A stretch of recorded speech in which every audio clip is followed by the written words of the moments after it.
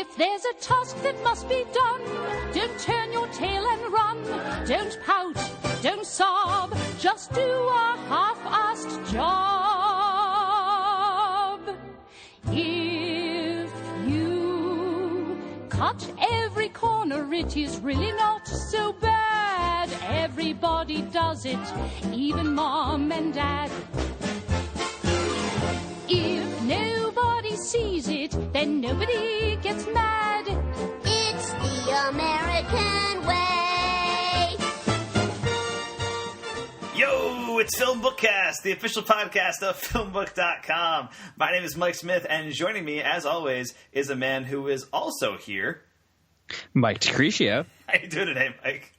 I am existing, and that is the bare minimum it takes. Exactly. Now, I obviously half-assed that intro because, normally when we do these episodes, I like to, do this elaborate joke, some kind of clever remark or whatever. I'm half-assing the intro today because we are half-assing the entire episode today, Mike. That's the plan.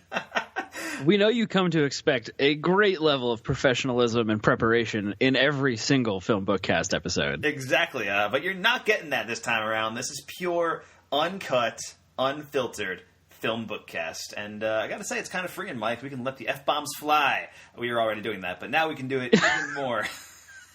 Yes, we can. Yeah, so we don't have a movie to talk about in a featured review today. That's the thing. So normally what we do is we talk about film news, go into discussions, and then review a movie that's coming out in theaters. But our schedules have just been crazy busy. Right? For both of us. So we just haven't gotten around to... we've both seen movies, but those movies have not, overlapped. So there hasn't been one movie that we've both seen that we can talk about. So instead, we're going to do the film news, we're going to do discussions like usual, and then we're going to get into our thoughts on this year's Oscars. I believe that's the plan, Mike. Now, you may be thinking, weren't the Oscars 2 weeks ago? Who cares anymore? And you're right, but again, fuck it, man. That's what we're doing. That's what we're doing. You're not the one with a podcast. Exactly. We are. Exactly. Only one of us even actually watched all of the Oscars, so this should be a fun ride. Wikipedia exists. It'll be fine, Mike. Exactly. So anyway, before we get into all of that, let's get into some film news. Hi! It's time for... What? It's time for... It's time for... Film news! Hi! It's time for... What? It's time for... It's time for... Film news! Film news! All right, it's time for some film news here in FilmBookCast, Mike. And because we were half-assing this entire episode, I also half-assed my notes. So if we're missing stuff here and there, it's fine because this is the half-assed episode. I think now we're calling it FilmBookCast half-assed, or is what we're gonna film half-cast, half-assed cast. We'll workshop that. We'll edit out in post. We were going to call it FilmBookCast After Dark, right? But that's already Slash Filmcast already kind of has a hold on that, and we're already ripped off of them, so we don't need to invite the comparison. Yeah. But then I think Twilight Hour, I think was what I suggested before, and we can go with that. I think FilmBookCast The Twilight Hour, I think sounds classy. It sounds way more dignified than we are. It implies a much classier podcast than what you're listening to right now. So I think FilmBookCast half-assed is probably the way to go. Anyway, we got a lot of film news to get through, Mike, because it's been 3 weeks since our last episode. So I got a bunch of superhero news I wanted to round up. This first bit came out, I believe, yesterday as of this recording.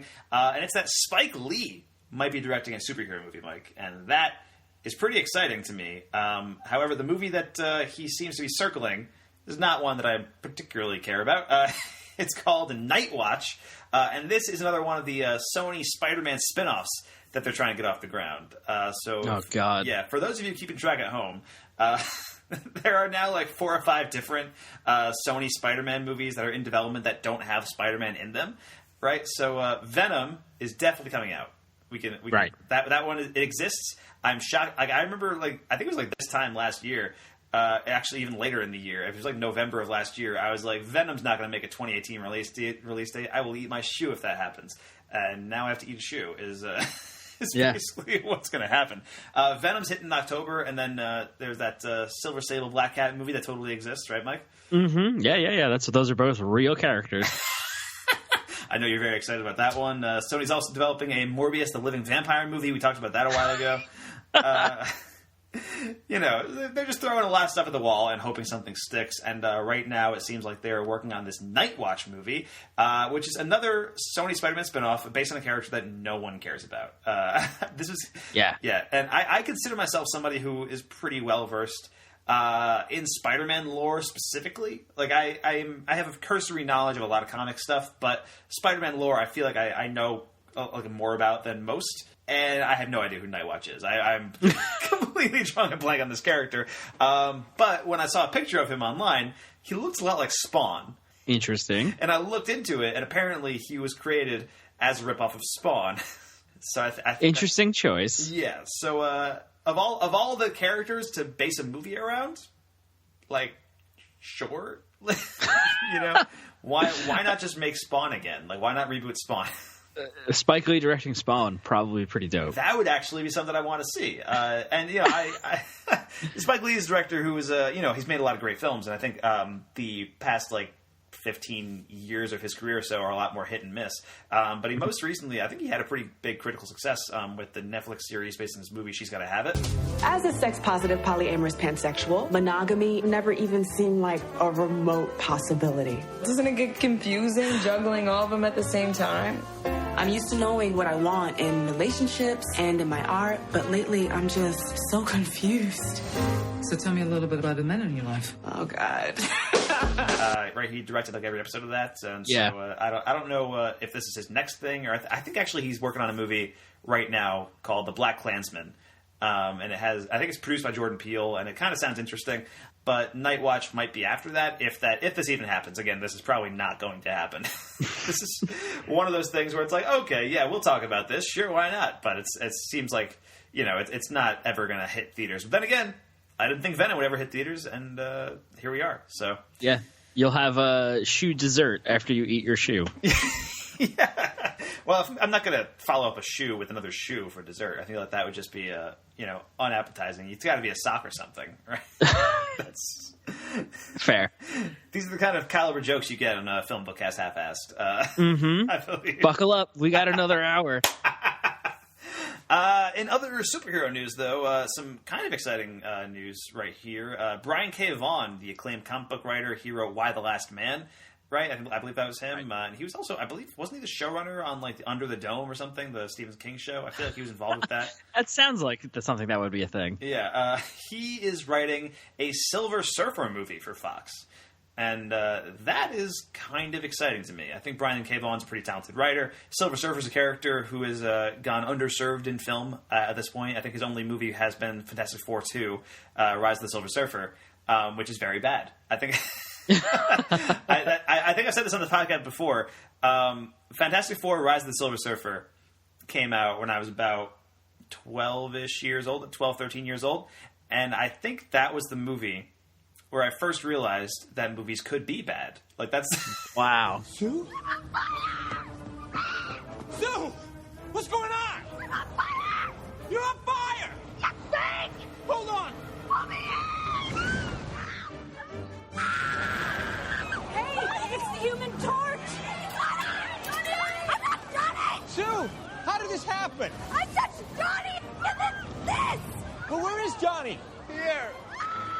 Try it again.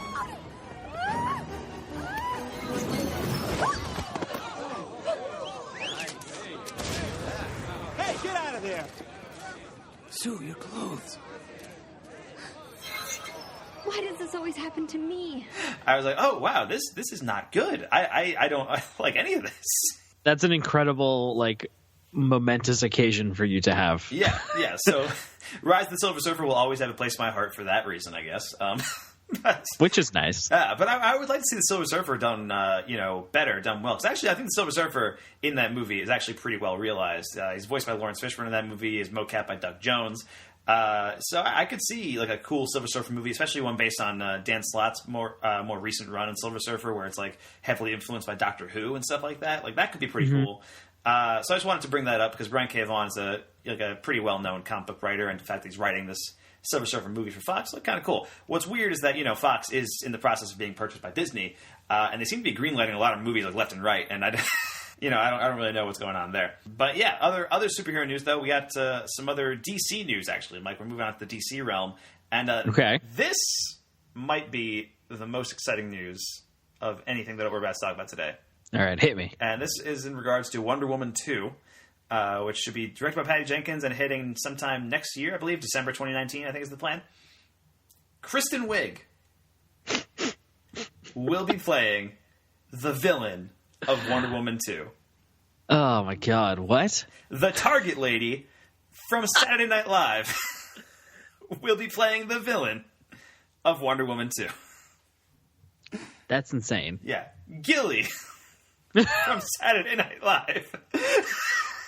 Showstopper of Mother. Yeah. Yes, actually, you're right. Yes.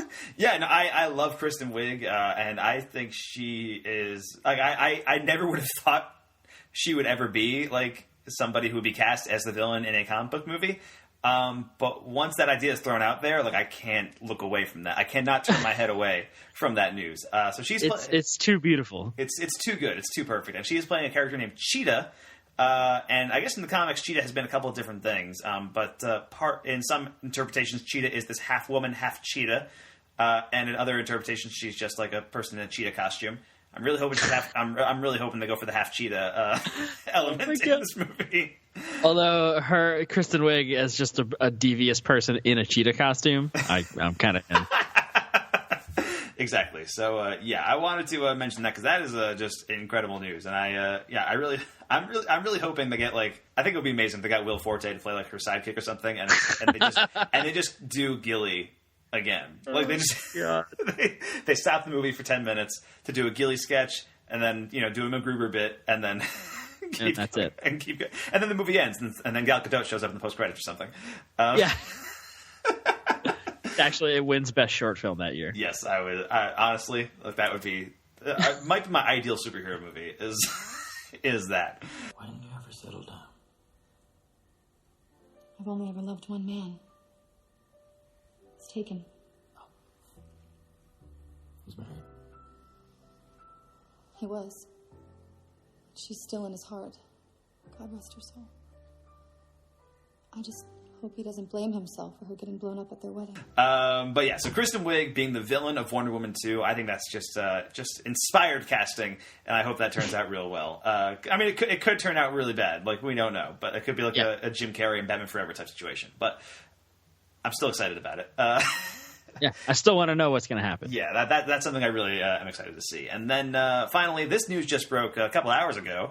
Ava DuVernay, the director of Selma and most recently A Wrinkle in Time for Disney, has been scooped up by DC. DC has just hired her to make a movie, Mike, and that movie is New Gods, which was a creation of Jack Kirby back in the 70s. Are you familiar with New Gods at all, Mike? I'm guessing no-ish? Not entirely. I just know that in DC stuff, I think, a lot of times the heroes are referred to as gods and things. Yeah, I don't think this is related to that at all. This is New Gods is like a cosmic line of DC Comics. It's actually where Darkseid was first introduced. Okay. From what I understand. And it seems like the kind of movie that DC should really probably wait on making. Because they can't get a Batman movie right at this point. So yeah, but we gotta cash in on that Guardians of the Galaxy fad. Although they tried that with Suicide Squad, and that didn't work. No. But it wasn't in space, so that's probably the key, Mike. Yeah, I mean space movies. That's the takeaway. Yeah, what's interesting about this? I mean, Ava DuVernay just came out with A Wrinkle in Time, and reviews have not been great. Financially, didn't do that well. So it's interesting that she would get hired for this as well. And I like Ava DuVernay a lot. I think Selma is a very good movie. I know you were a big fan of her documentary 13th, right? That came out on Netflix.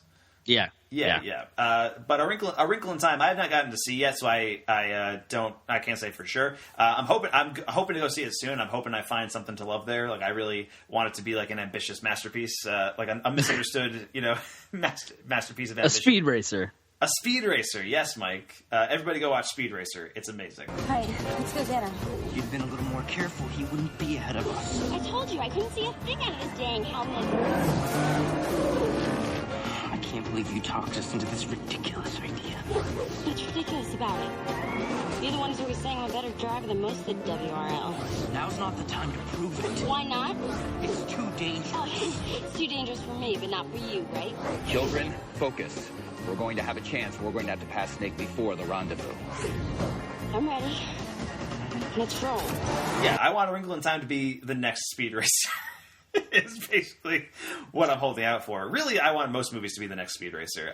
But this is interesting that they would hire her for this. She does have the experience now working on a big budget movie, and maybe she's learned a lot from A Wrinkle in Time. Like, who knows? So I'm definitely interested in seeing what she does with New Gods. But then again, DC has 25 other movies in development. Who knows if we'll ever actually see this? You know? Right. I feel like getting a director attached is a bigger step than most.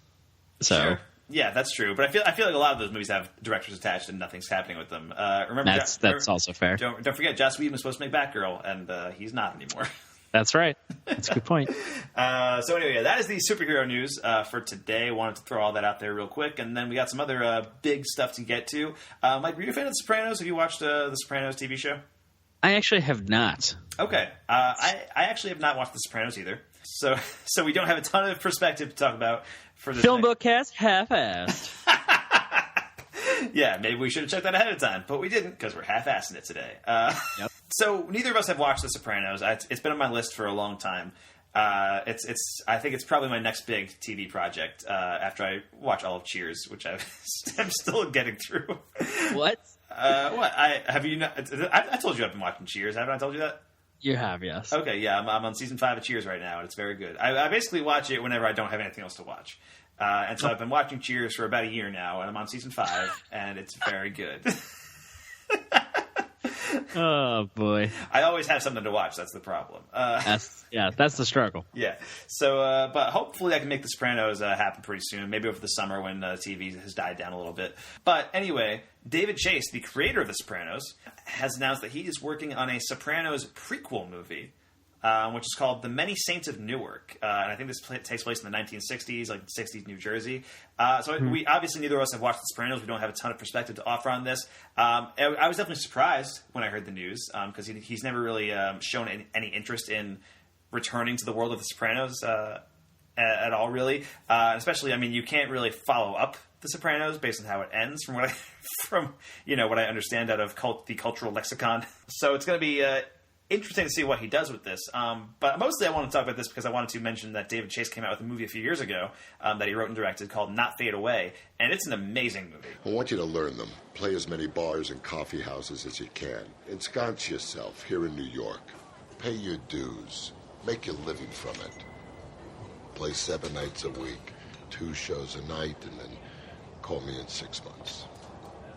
I don't understand.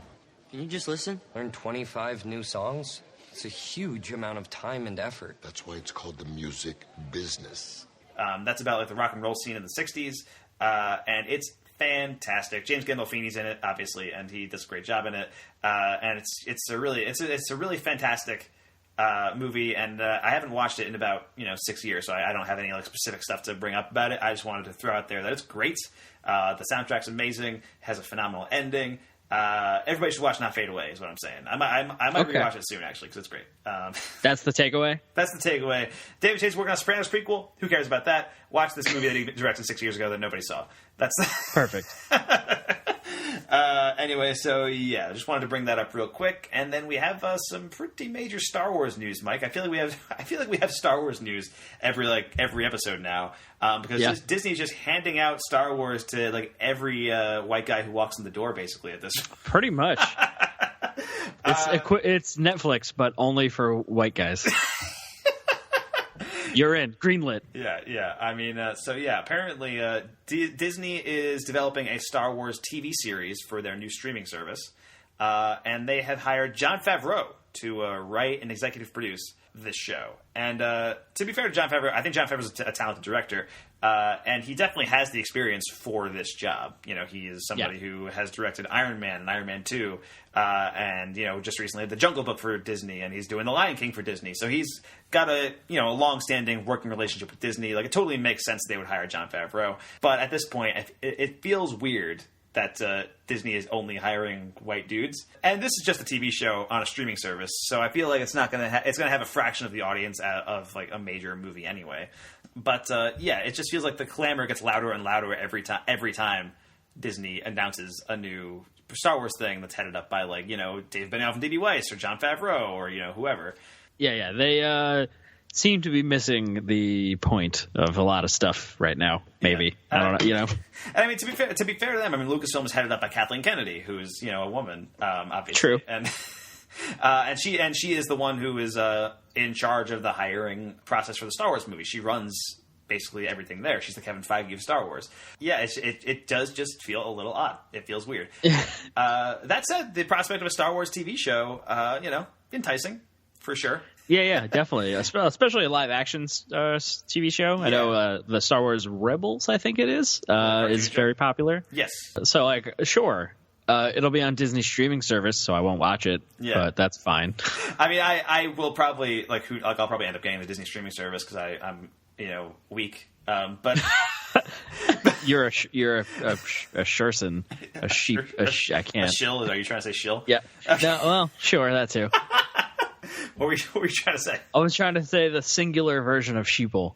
Okay. A sheep person? You're one of the sheeple. One of the sheeple. There we go. I got it. But yeah, no, and I think a live action Star Wars TV show is very exciting. That's something that I've kind of always wanted. I remember George Lucas was developing one for such a long time and it never came to fruition. But that's something that I would follow every day, like with bated breath. Like I was waiting for the Star Wars TV show for a long time. I want to say that was like 2007, 2008.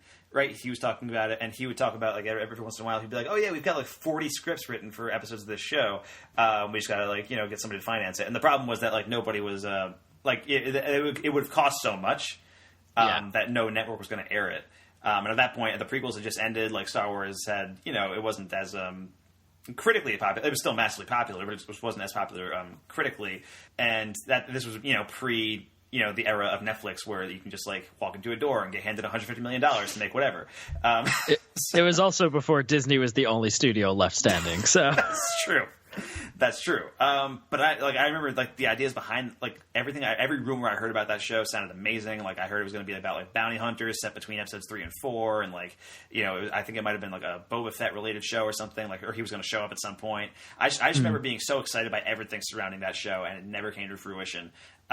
So the idea of a live-action Star Wars TV show is something that is exciting to me. At the same time now, I feel like I'm so inundated with Star Wars news that the news of a Star Wars live-action TV show, I kind of met it with a shrug. I was like, oh yeah, cool. Like that's neat. Like I'll watch it.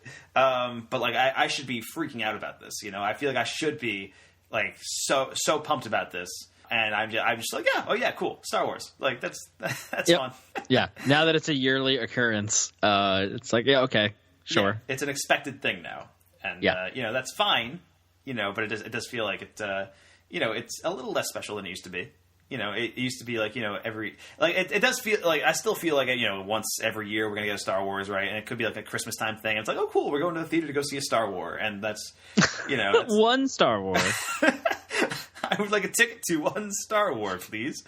You know, I think once they announced that Benioff and Weiss have their own trilogy coming out, Star Wars fatigue. It's happening. Like, and we're only 3 movies in. So, and I know myself. I'm gonna see all of these. Like, I'm gonna see every single one of these things. But it's just I don't feel the same level of enthusiasm as I feel like I should be feeling for a Star Wars thing. You know, I agree. Them's the breaks. You know, it's Disney's world now, and we're just living in it, and we're paying to go see Star Wars every year. That's you know, soon it'll be every week. Soon it'll be every week. Yeah, with the Star Wars TV show. Although it'll probably be with like the Netflix model, where it's just you know drop a whole season at once type deal. That would be my guess. Yeah. Because most streaming services do that. But, you know, we'll see what happens. Again, Jon Favreau, talented guy. I think he can do a good job with it. And then finally, we have one last bit of film news, Mike. And I saved this one for last because it is the craziest film news. Are you familiar with Limp Bizkit, Mike? I did it all for the nookie, Mike. How long have you been waiting to reference a Limp Bizkit song on this podcast, Mike? Once Shrek 5 cemented itself as the ongoing reference, I had no chance to bring up make Limp Bizkit an ongoing reference. Well, Fred Durst, the lead singer of Limp Bizkit, Apparently has also directed like 2 movies in the past. Had no idea. What? Yeah. And now he is in the process of directing a new movie. And it's semi-autobiographical. And it stars John Travolta playing a crazed fan stalking a famous person who is a stand-in for Fred Durst himself. What? And I don't have anything to add to that. I just wanted to bring it up because it's a sentence that I feel like I needed to say out loud in a podcast. Recorded for posterity. I needed to process this information. And it's not like this is a rumored thing that's happening. This is filming right now. It's not an April Fool's Day joke. It is an exact thing. Like, if it was an April Fool's Day joke, it happened like 3 weeks too early. This is a real thing that exists.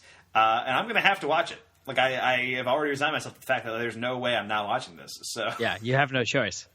Because Fred Durst is, like, a legit insane person. And so the idea of him directing a movie starring John Travolta, also kind of an insane person, playing an insane person who's stalking a Fred Durst stand-in? Like, I can't not watch this movie, Mike. Like, I'm upset that I can't watch it right now, Yeah.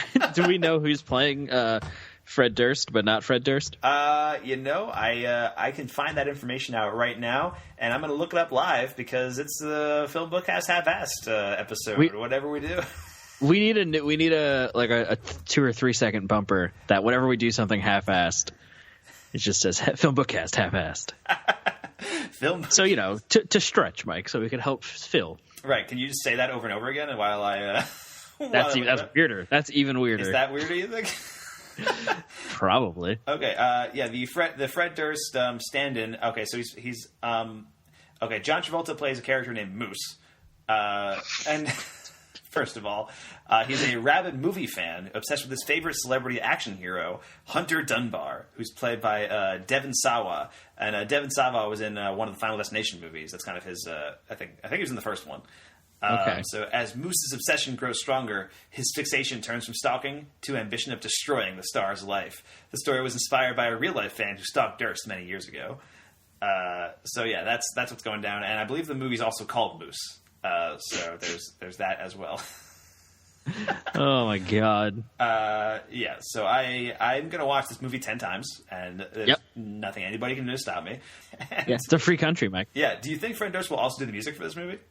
Oh god, that'd be the best. If it's just Limp Bizkit music, nothing new. It's just Limp Bizkit music. To be clear to everyone in this podcast, like I do kind of think Fred Durst is the worst, and I think Limp Bizkit is terrible. So yes, correct. Okay, just so this isn't misread as like genuine like desire to see Fred Durst's like filmmaking opus. I mean, I want to see it because I think this has the potential to be like the next The Room. This is this could be insane. But anyway, so I wanted to bring that up because it's insane. And I believe with that, we can end film news today, Mike, and move on into our discussion. Watch this. These are my discussions. Just when I thought I said all I could say, my buddy and I talk about movies we see. These are my discussions. There is so much to see, you and me. So we're going to talk about movies for our discussions. All right, and now it's time for our discussions here on FilmBookCast, half-assed. Mike, now your discussions is a movie marathon that we went to, I believe, right? And since I also went to it, we can both talk about it and both know what the other's talking about. So that's fun. Why don't you kick it off though? Since this is your time. This is your discussion time. We're actually going to discuss? You mean? Yeah, we're gonna. Yeah, it's not going to be you talking at me, and I won't be talking at you. This will be a podcast almost. Whoa. Note the word. Okay. Keyword. But yes, my discussion this episode is the movie marathon we went to called Cinemapocalypse. Yes. This was at the Alamo Drafthouse in Yonkers, where many of our movie marathons happen. Yep. And this was a unthemed. Normally, you go see you went to WrestleMania, which was all Kurt Russell, or we went to Dismember the Alamo, which was all horror movies. Right. This was 6 mystery movies from the American Genre Film Archive, which is owned by the Draft House or however those things work. They're I think they're in partnership with them. They're an arm of the Draft House. I'm not sure if they're fully owned by them, but yeah. So yeah, this was just six random movies. We knew there were going to be some kind of genre, right? Yes. You know, some type of genre film. And the first one we got was a Hong Kong action kung fu or more martial arts, I guess, movie called Yes, Madam. It was. I think that this was my favorite movie until the sixth movie. Yeah, I had the same thing. Yes, so yes, Madam was amazing. Like we started off so strong with this movie, and then there was movies 2 through 5, and they were varying degrees for sure. Like I think I enjoyed all of them, but Yes, Madam started it so strong. I feel like it was almost hard to live up to it. You know what I mean? You know what I mean? Yeah, and it starred Michelle Yeoh. No. Michelle Yeoh. Yeah, there we go. I thought you were about to say Michelle Williams, and I was like, that is wrong. No? Hard no. And Cynthia Rothrock, who's apparently... Why did I know that name so much easier than the other one? Was apparently like a B action movie star in the 80s or something like that. Yeah, she started in a lot of Hong Kong martial arts movies, but she was like the white actress in those movies. In all those movies. And it's just a silly slapstick comedy, also incredible gun fu, and maybe not so much gun fu, but just action, physical action, lots of it happening. Martial arts, yeah. And then movie number 2 was Emma May, I believe. Yes. Now you said. Yes. Now let's be clear. It's Emma May, because I feel like I was saying this. I said it out loud the other day, and I realized that Emma May sounds like mixed martial arts. Oh my God! It's a name, a human's name. It's a name, Emma, and then May. That's the name of the movie. Yeah. You can go. I had no idea what they were. So yeah. This was Emma May, movie number 2. Yes, and it is a 70s kind of slice of life drama. They introduce every movie, and I can't remember the guy's name that does the programming there. Justin Liberty. Yes, he said it often gets lumped into blaxploitation, even though it's not exactly that kind of movie. Yeah, I mean, I can see why as you're watching it. It feels of a piece with some of that stuff. Yeah, it's very much about.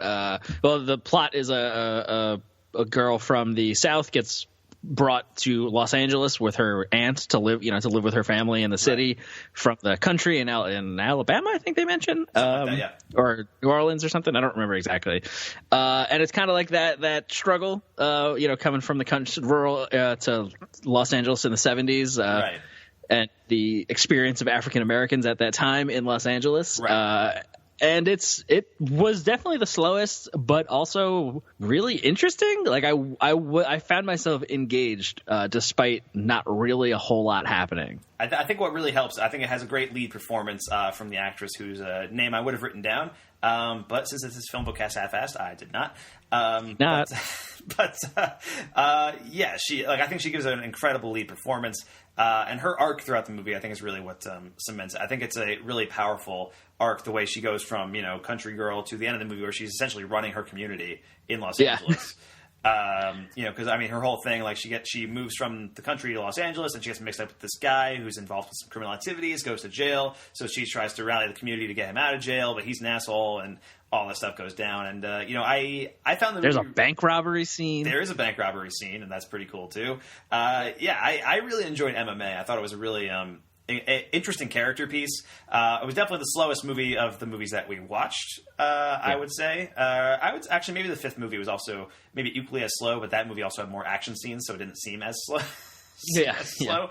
But I think it has a really nice build-up, and the climax is really exciting and moving. I think moving is the word. Yeah. And then movie number 3, I believe, was Hollywood Vice Squad, right? Yes. Yeah. This was from 1986, directed by Penelope Spheris, who they show the 35mm trailers before each of these movies, which they do with the other marathons as well. And a lot of times what these trailers do is they give you a hint as to what the movie is that you're about to watch.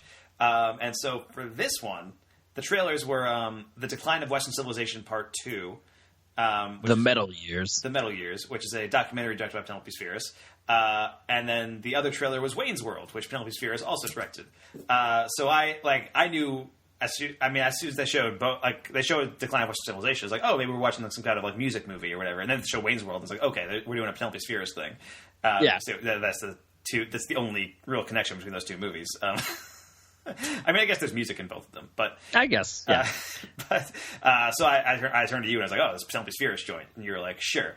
And I know who that is. Yeah, but yeah. So lead the way, Mike. Hollywood Vice Squad. Police officers, freeze!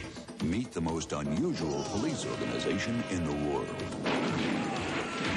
Man, a real man. Their beat, Hollywood Boulevard, the only X-rated street in America. Your daughter's a prostitute. If it can be done, you can do it here. Hollywood Vice Squad, rated R. It's a long way from Miami. I bet you have names for every part of your body, huh? Starts Friday at a theater near you. Yeah, this is a 80s kind of not dirty cop movie, but kind of police cop thriller kind of thing. The typical story. Mom comes to L.A. looking for her daughter. It turns out she's been mixed up in a prostitution ring, and it's about the Vice Squad in Hollywood kind of breaking up this ring while also doing Vice cop things. Carrie Fisher's in it for a third of the movie. Yeah, she kind of disappears like halfway through, which is a bummer. But she's great with what she's given. Yeah, she's got a plot line trying to break up a like porn production that's using an underage guy or kids or something like that, and they do that for a third of the movie, and that's it. They don't go. She never comes back. They never talk about it again. It's weird. It's very odd, but it was cool. It's great when she's there. Yeah, she like it really brings the movie to life when she's there. And Robin Wright's in this too. I think in her feature debut. Yes, yeah, as the young Midwestern girl who's been wrapped up or in this plot. Yeah. And this movie is fun for some of it. It's got a lot going on, and none of it really meshes. I think it's a mixed bag of a movie. I liked it overall, I think. But it is like it's an ensemble piece, and it's showing you like four different stories at once kind of thing. And I feel like it veers wildly from, a really like serious, gritty cop story to, like wacky hijinks with two buddy cops and like and there's like big action scenes in some of them, but like there's the end of the movie like transitions from this big dramatic moment with the girl reconciling with her mom to these two cops, and one of them's in a Santa costume trying to bust up a prostitution ring and getting beat up by prostitutes, and it's like, okay, like all right. Also, this movie very dated in its sense of humor. A lot of those jokes are racial or based around sexual orientation, and a lot of that going on. Yeah. So, woof. I mean, I think you're gonna get a lot of that in a marathon that's like, in a marathon that specifically traffics in like 70s and 80s exploitation movies, which Cinemapocalypse does. I feel like you're gonna get a lot of that, and you kind of have to roll with it in a certain respect.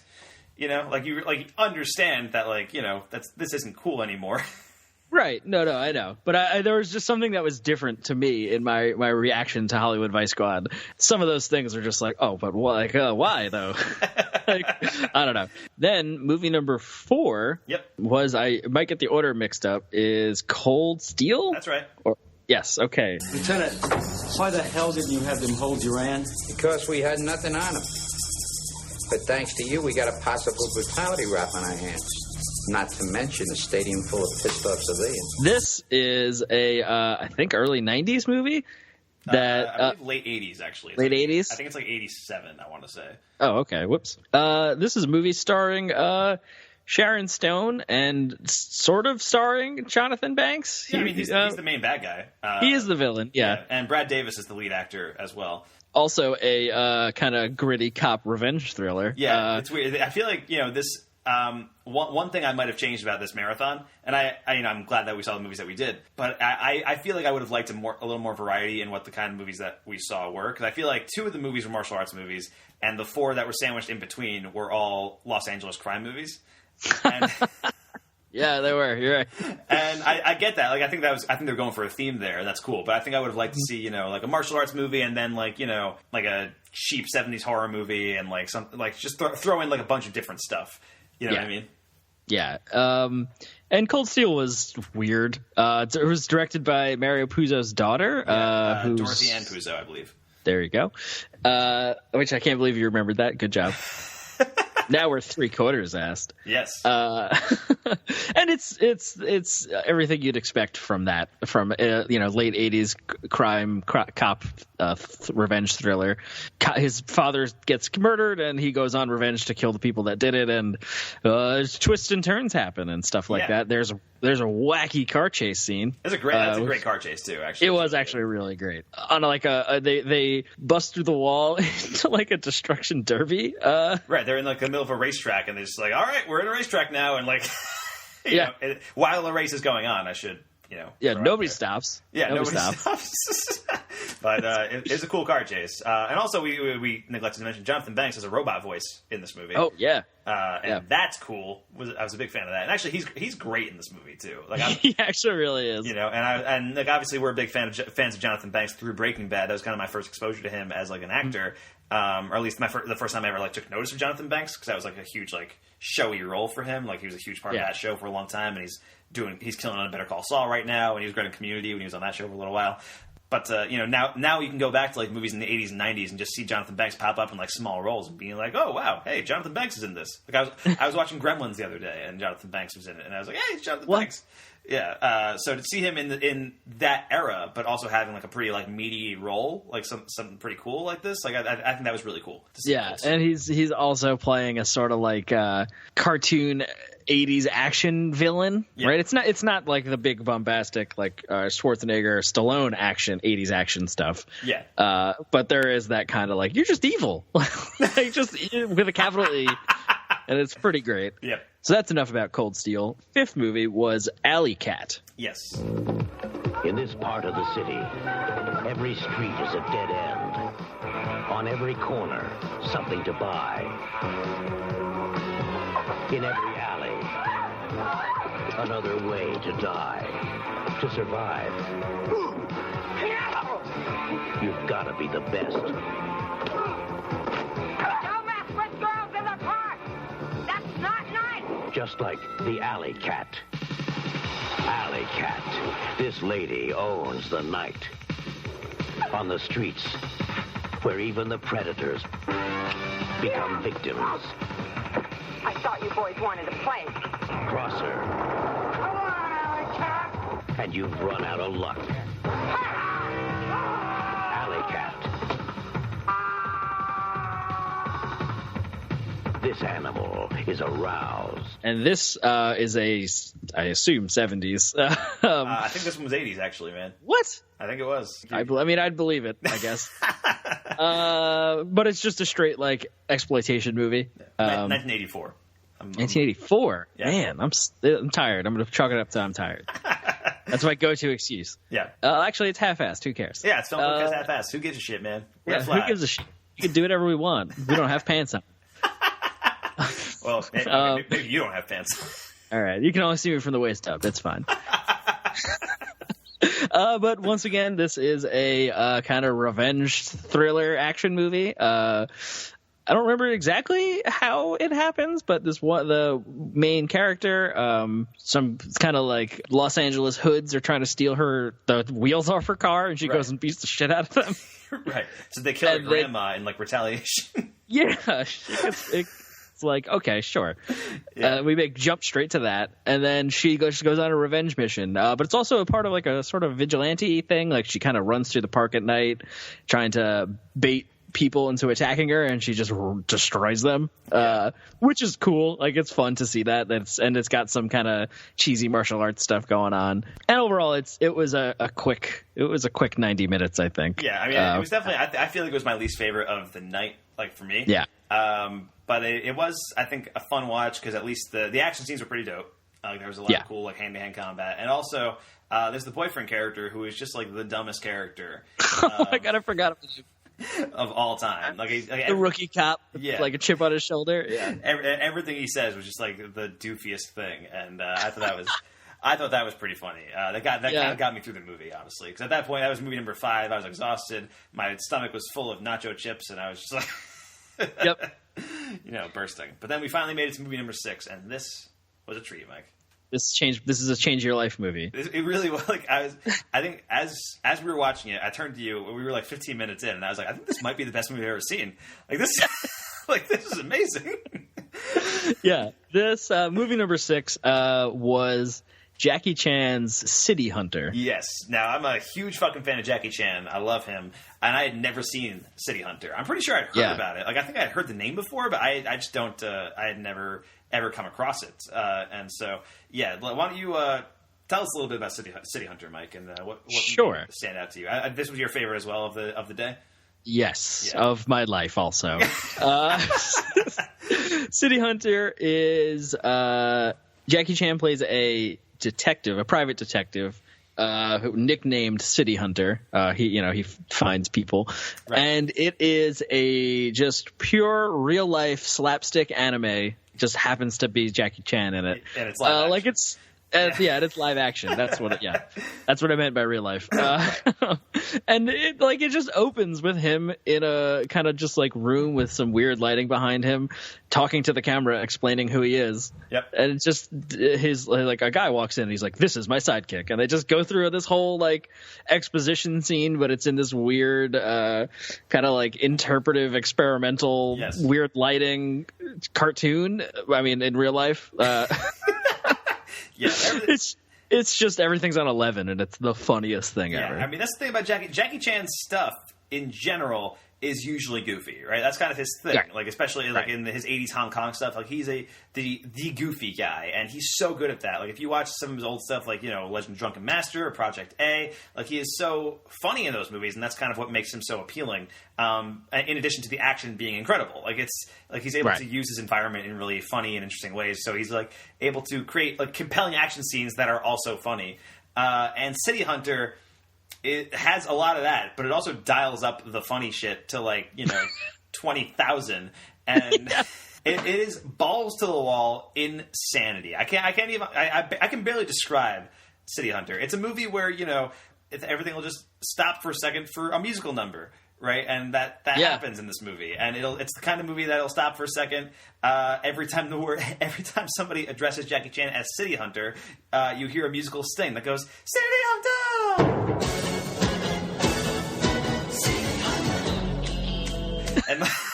and he poses and looks at the camera, poses and like swabs his hair back.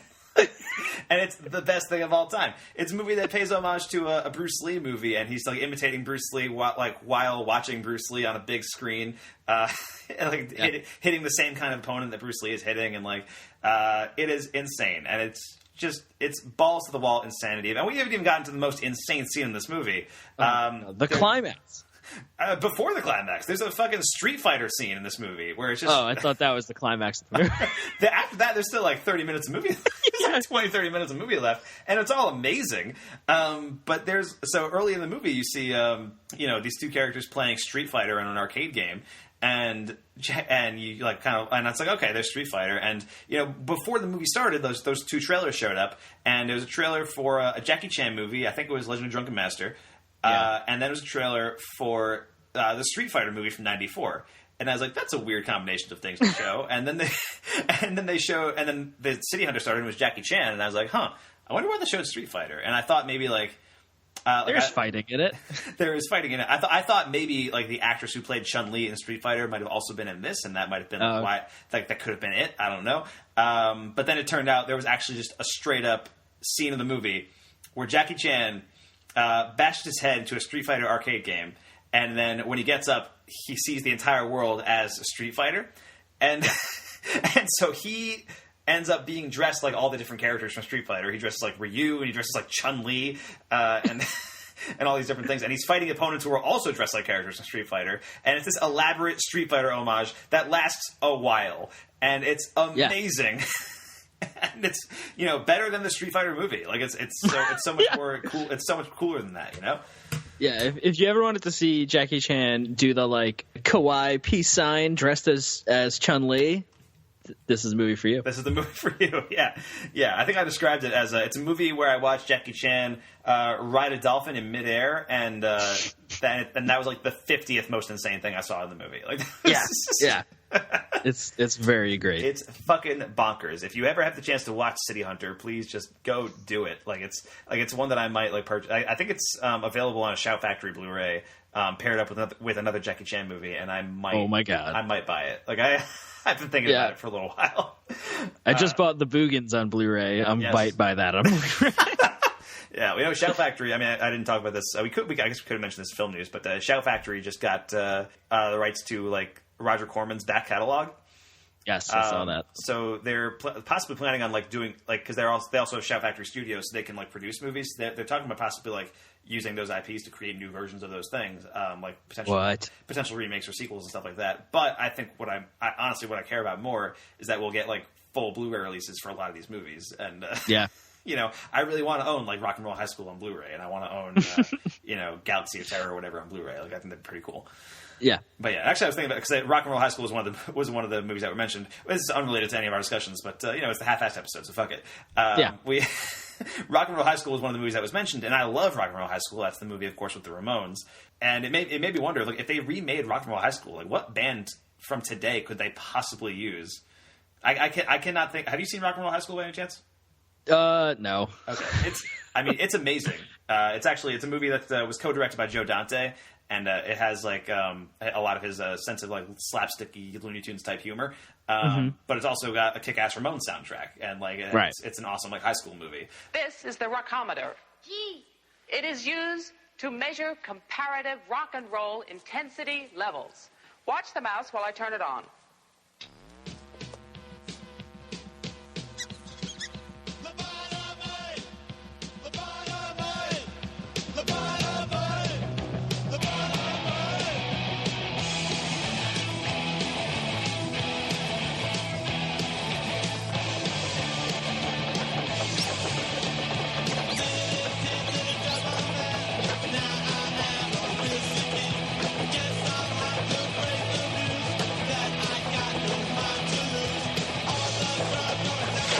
And it's the kind of movie that feels so of its era, and I can't picture any other band that matches the tone of Rock and Roll High School more than the Ramones do. Like it's that very specific vibe that they give off, that like kind of punk vibe, but it's also populist kind of punk.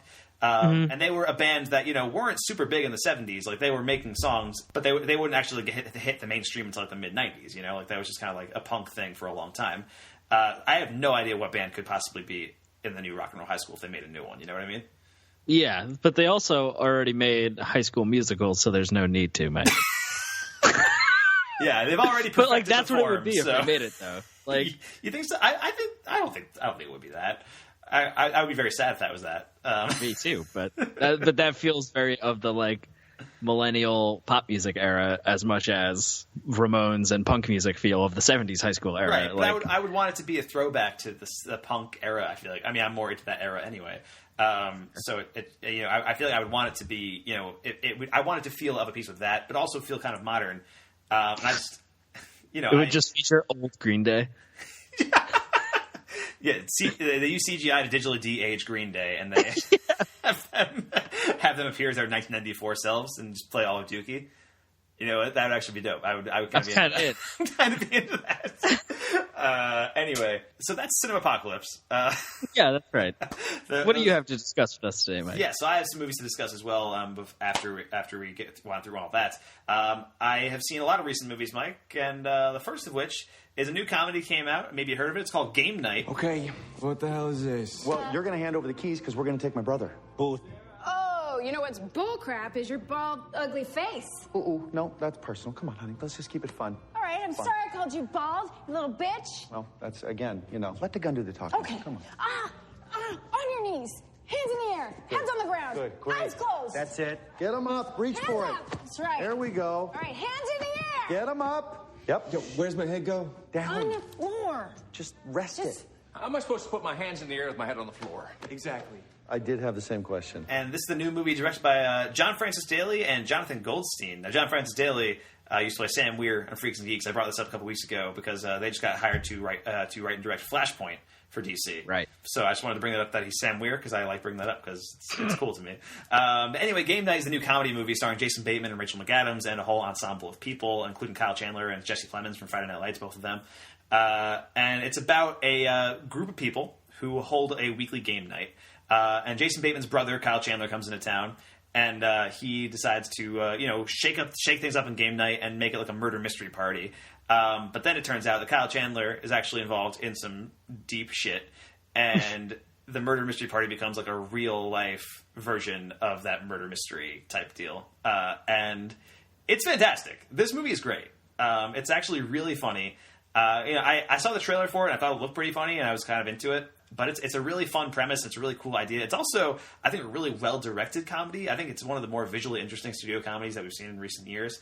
It kind of feels influenced by Edgar Wright in a lot of ways, actually, just the way how quickly the camera moves in certain respects, or how well it knows how to hold when it needs to hold. Like, there's certain beats that made me laugh really hard just by how the camera just stayed in place for doing nothing. But then there's like one scene that's like a whole like one take scene that's really cool and like really inventive. So Game Night, definitely worth checking out. It's super funny. There's some great cultural references, which is not a joke in and of itself, but it's also, the kind of movie where you could see Rachel McAdams brandishing a gun, quoting Pulp Fiction. And it's pretty fun. She like grabs guns, like waving it around in a bar, and it's like, any of you fucking pricks move. And I lost it. I thought that was great. And Rachel McAdams is amazing in this movie. Like, I feel like every time I see Rachel McAdams in a movie, I forget how much I like Rachel McAdams. Yeah. You know what I mean? Mm-hmm. Yeah, like I like Rachel McAdams a lot, but I don't ever realize that I like her until I'm watching her in something. Like, for me, she was the best part of True Detective Season 2. And she was in Doctor Strange, and she was good in that. But like, I feel like she was really good in this movie. She was great in Spotlight too. I guess we're in like a McAdams Renaissance at this point right now. I think we can throw that out. Did she ever have a downswing though? Can you have a Renaissance without ever going down? Didn't she retire I feel like she took some time off for a couple of years. I don't know. Maybe I want to say I think it was like right after The Notebook too. I think it was like right after that. Like maybe I think it was intentional. Like she just like retired for a couple of years. But she came back on the scene, and she's great. She's great in this movie. So that's Game Night. Well worth checking out if you haven't seen it. And then I wanted to talk about a movie that I saw, and we were planning on reviewing, and we just never got around to it. So that's a bummer. But I saw it, and it's called Annihilation. We have to go back. We have to go back now. She's right. I really don't know how much more right she has to be. Okay. And I agree with you. We should go back. Good. Okay, great. There we go. Okay, so the three of us can just Hold pack on a up our- minute. Hold on. We should go back, yes, but it took us, 6 days to get here? And the coast is 2 days away. You're saying that we get out by going deeper in? Yeah, if you like, yeah. Like? No, I don't like. Oh, yes. Yeah, and it's the new movie from director Alex Garland. And if you live outside the U.S., it's available on Netflix right now. And that's, cool for you guys, but also you're missing out because this movie needs to be seen on as big a screen as possible. Like the picture is like it's visually pretty astonishing, but it needs big speakers. Like it just needs you need to crank those speakers up to 11 and go nuts. Like this movie has amazing sound design, and yeah, this stars Natalie Portman, Jennifer Jason Leigh, Tessa Thompson, and it's about a group of women who go into what's called the Shimmer, and they see this. And when they go inside the Shimmer, it's like this kind of expanding bubble in the middle of, I believe, the Florida swamplands, something like that. And it's this expanding bubble that keeps expanding over and over again. And when you go inside, you are in this weird world where time moves differently, and there's these genetic mutations that are going on all over the place. And the further and further you get inside, the weirder things start to get. And this movie is real damn good. I mean, it is a tense movie. It's very humorless, and that's it's a very serious movie. And it's one that it's some hard sci-fi. It is some real hard sci-fi. And I think Alex Garland, he's the guy who directed Ex Machina a couple years ago. And I'm not sure if I like this as much as Ex Machina, but only because Ex Machina I feel like it's a viscerally thrilling movie. And this movie has some of that, but I feel like it's more cerebral in what it's attempting, and so I think I might like it more than Ex Machina on repeat viewings. But I think for now, Ex Machina is ahead of it. But Alex Garland also wrote 28 Days Later and Sunshine, and he did a lot of stuff like that. But he also there's also a report recently that he might have secretly directed Dredd with Carl Urban. That's what? Well, he was the writer behind Dredd, and I guess there was a thing where there's been rumors for years maybe he actually directed it, like that was his stealth directorial debut. But and Carl Urban recently said, like, oh yeah, Alex Garland basically directed Dredd. Like Pete Travis, that guy didn't do anything. Which, throw Pete Travis under the bus, why don't you? But yeah. Anyway, Annihilation is unlike anything you'll see in theaters this year, and it's probably already left theaters near you at this point. But if it is playing near you, go see it. It is fantastic, and I think Alex Garland is somebody to really keep an eye on because he's doing some really bold and original stuff with sci-fi. And I'm just impressed this movie made it out into theaters at all. Like it's a Paramount release, and they also released Mother last year, and they also released Martin Scorsese's Silence. So I'm glad they took some chances on these big projects, even though they are flopping horribly for them. Like it's not working out. And there was a rumor this would go straight to Netflix, like Cloverfield Paradox did. And it went straight to Netflix in foreign territories, but in the U.S. it got a theatrical release, and I'm happy for that. So anyway, that is Annihilation. It is fantastic. I would love to have had the opportunity to discuss it in a longer featured review, but one of us did not see the film. Look, man, I got shit going on. I know. But anyway, yeah. And if you want to talk about another sci-fi movie that did debut on Netflix, Mike, we can talk about Mute. And I cannot tell you how disappointed I was in Mute. Yeah, I haven't seen it, but I remember you were hyped. And then I saw all the reactions for it, and I felt sad for you. Yeah, it was. This is the new movie directed by Duncan Jones, and Duncan Jones is a guy who I really enjoy. He directed Moon, and Moon is amazing. That's it's the movie. I feel like it's the movie that made me realize how great Sam Rockwell is, and that's I will always cherish it for that. But he also directed Source Code, and Source Code was a lot of fun too. And then a few years went by. He was working on Warcraft for so long.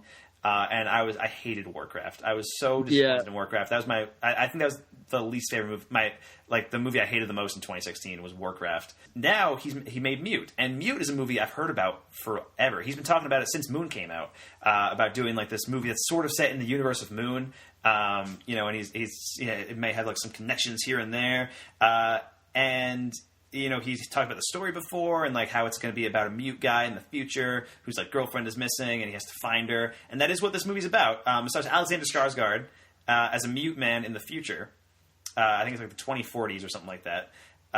And the future looks very heavily modeled on Blade Runner. Like it's very clear that Duncan Jones is a big fan of Blade Runner. I'm watching this movie. So Alexander Skarsgård plays this Amish man. When he was a kid, his throat got sliced or whatever. And he could not have the surgery to get it repaired because he's Amish. And so he's just been mute for his entire life. And he's been dating this girl. She disappears, and he has to find her. And also, there's the two surgeons played by Paul Rudd and Justin Theroux. And the weird thing about Mute is that for the first hour or so, I was kind of into it. I was kind of digging at the scene. I dug the atmosphere and stuff like that. And then as it goes on, you start to get the sneaking suspicion that this is leading nowhere. And then it leads nowhere. And this movie, I feel like, just takes every narrative wrong turn. The subplot with Justin Theroux's character is just creepy and unnecessary. And, Paul Rudd, I think, is having some fun in this role, which is kind of fun. Like, he's playing, like, this, like, kind of sick version of a character from MASH, and, like, that's neat. But, yeah, and the weird thing about this is, like, it takes place in the future. It doesn't need to. Like, there's no reason for this to take place in the future. It just costs an extra $50 million to make. Like, that seems like, okay, he gets his throat slashed. It's the future. But why wouldn't he just get, like, bionic vocal cords then? If it's the future, everything's bionic. Well, he's Amish. Like, yeah, I mean, that sounds like such a stretch to justify that. I mean, that's not even what I'm talking about. It just feels like, when you set something in the future, right, it should have some kind of impact on the plot. And it doesn't in this movie. Okay. Like in Blade Runner, that movie's about replicants, right? That movie's about chasing replicants down. Replicants don't exist in our time, right? They don't exist in present day. Yeah, you know. That I know of. In our present day world, replicants, as far as I know, do not exist. And so they can only exist in the future world that Blade Runner has created, right? Right. And in Mute, you could do this story in any time period. Like, you could do it. You could do it in present day, and it's fine. Like, there's no reason to do it. It just kind of looks aesthetically pleasing, I guess. But even then, it just looks like you saw Blade Runner and you knocked it off, and that's like. Mm-hmm. So yeah, I was definitely disappointed by Mute, and it has its pleasures. It has some fun action scenes, and there's like for that first hour, you're kind of into it. But man, it is not a good movie, and it gets really gross by the end, and it's just a bummer all around. And I was really holding out hope for this one because I was really excited. about a new Duncan Jones movie and about him having like complete creative control thanks to Netflix. And I feel like Netflix has gotten a little bit of a bad rap with its original movies lately because it's just been like the 1-2 punch of like Bright and then Cloverfield Paradox and then Mute. But they have had a lot of great stuff, in the past. They had Meyerowitz Stories and Okja and Gerald's Game and Hush and, a lot of good stuff. So it's just like the recent run of movies have not been as stellar as I think some people would have hoped. Yes. I will say, though, it does connect back to Moon in a couple of scenes. Interesting. Yeah. Do you care if I spoil those? Because I kind of want to talk about it. They're kind of funny. No, go ahead. Okay. Yeah. So there's they are completely egregious. They do not have to be there, but there are a couple of scenes where there'll be he's in a bar or whatever, and there will be a news conference going on in the back, like on TV. Oh no! And it's like it'll be like a trial, like a hearing or whatever, and Sam Rockwell's on the screen. And what? Yeah, Sam Rockwell's there, and you hear like a judge going like, "Okay, so I'd like to call to order Sam Bell," and Sam Rockwell stands up like, "Oh, Sam Bell's my name," and the guy behind him stands up, and it's Sam Rockwell too, and he's like, "Oh, I'm also Sam Bell." Oh my god! And it's just this like goofy cameo, and it happens like a couple times throughout the movie, and it's like I kind of thought I thought it was kind of funny, I thought I kind of appreciated it, but at the same time I was like, maybe just leave Moon alone, like.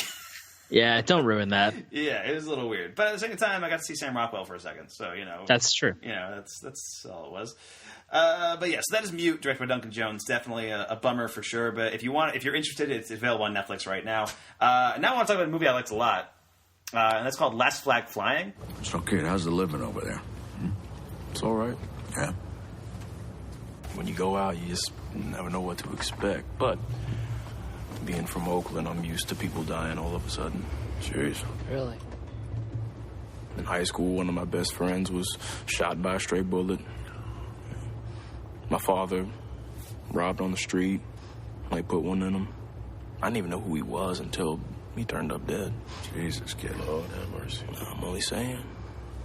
So what, you joined the Marines to get away from all that in Oakland? No, I didn't have much else to do, so... I wanted to strengthen my character. It was that way with Larry, too. We wanted to test ourselves. Yeah, boy, we felt the same thing. Mm-hmm. Every generation has their war.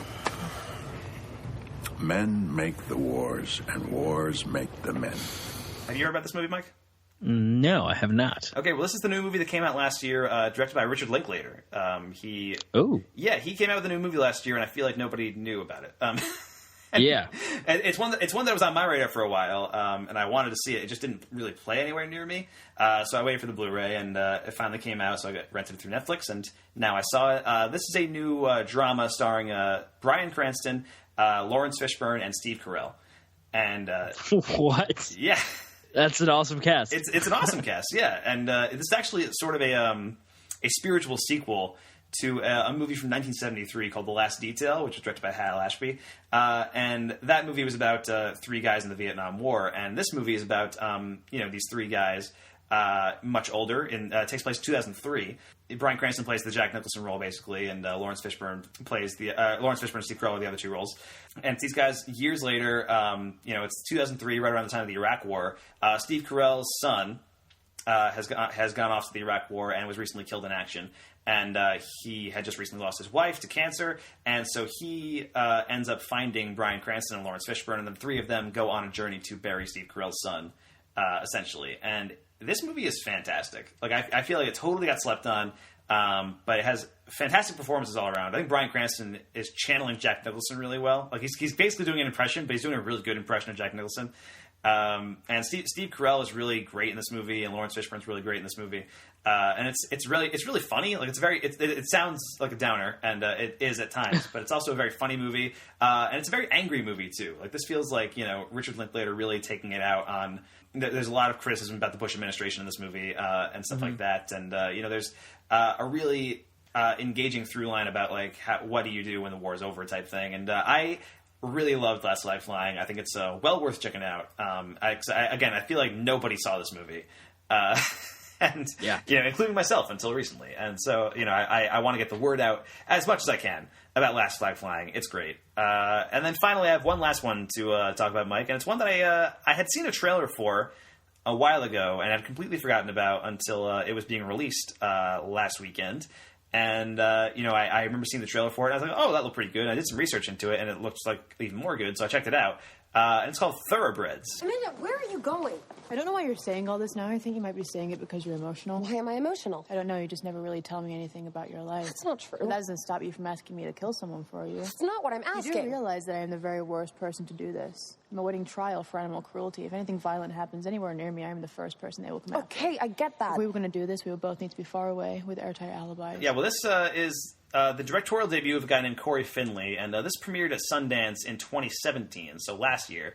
And it finally got its U.S. release this past weekend, and I was surprised to find that it opened up near me.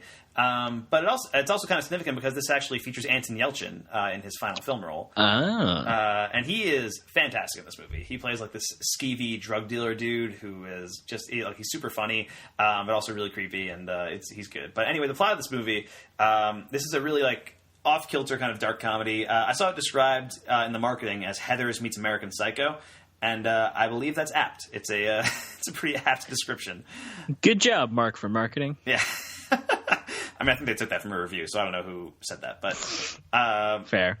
But anyway, this stars Olivia Cooke, who you may remember as the Dying Girl from Me and Earl and the Dying Girl. And Anya Taylor-Joy is in this movie from The Witch and Split. She's in this. Right. And it's basically these two girls, one who is emotionally detached, does not feel anything, and one who is emotionally unstable and feels everything. The two of them kind of conspire to kill Anya Taylor-Joy's stepdad. That's the plot of this movie. And it has this really deadpan sense of dark humor, which I really enjoy. That's really funny to me. The banter back and forth between them is pretty funny.